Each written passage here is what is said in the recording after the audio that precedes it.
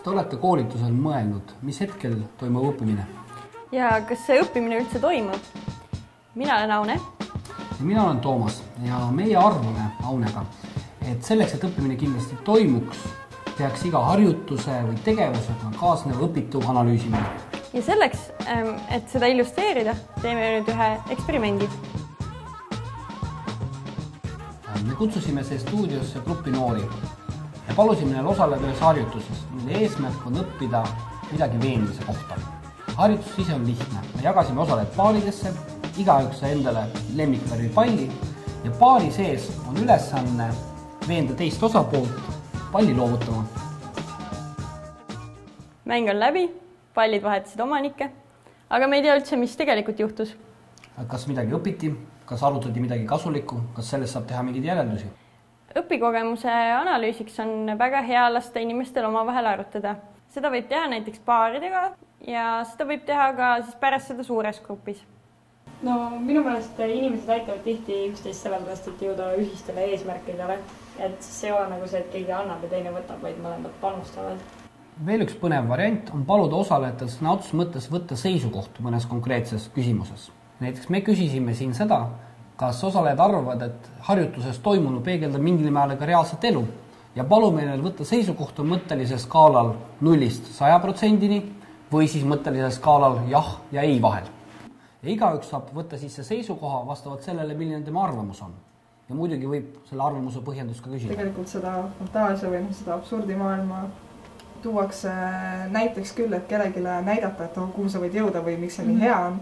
Et siis sa toodki hoopis teise paralleeli ja siis inimene hakkab nagu visuaalselt kujutama ette, et jah, et see võib päris lahe olla. Näiteks kui sa kutsud fotograafi pildistama kuskil, mingi noor inimene, kes võib-olla oskab hästi pilti teha, aga ei küsi raha selle eest, siis sa ütled talle, et see on sinu võimalus midagi teha, et tänu sellele sina saad nagu võimalust ennast näidata, aga tegelikult ta lihtsalt nagu aitab sind ilma rahata. Emotsioonid mõjutavad väga tugevalt õppimist.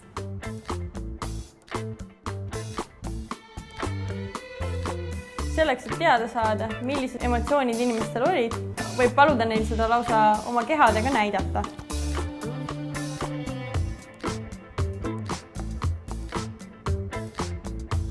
Väga head on ka loovad meetodid. Selleks, et ka 3 nädala pärast inimesed saaksid meenutada, mis siis koolitusel toimus, võib paluda neil joonistada endale ühe pildi, mis siis seda meelde tuletab.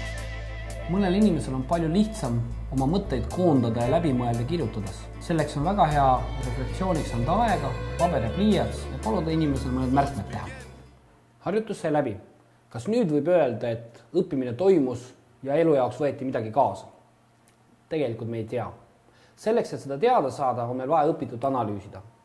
Ja analüüsimine ei tähenda siin muud, kui tuleks need samad küsimused ja teemad noortega läbi arutada ja anda neile aega kujundada oma arvamus ja otsustada, mida kasulikku nad siit kaasa võtavad. Aga miks seda kõike ikkagi vaja on? Selleks me kutsusime stuudiosse doktor Lille. Tere õhtust! Tere, doktor Lill! Öelge meile ometi, miks on vaja õpitut analüüsida? No, kui me võtame inimese aju, siis inimese ajus ei ole kogemused, vaid on see tõlgendatud kujul juba. Need on ära pakitud, seostatud kõige muuga, mis seal juba oli. Ja selleks, et meil ühest kogemusest saaks siis reaalne õppimine toimuda, me peame seda analüüsima, selle peale mõtlema, sellega edasi tegelema.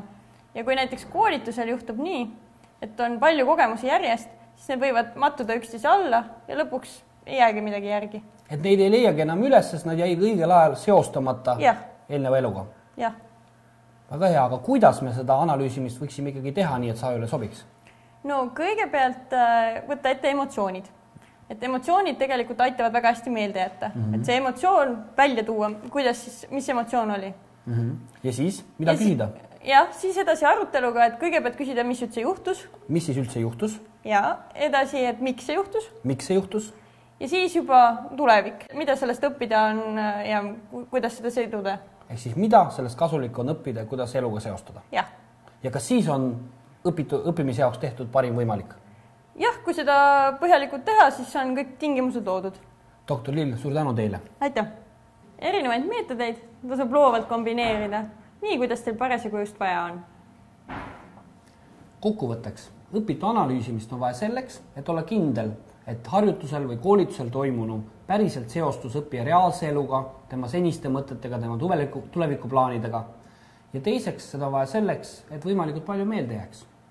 Muus osas katsetage julgelt.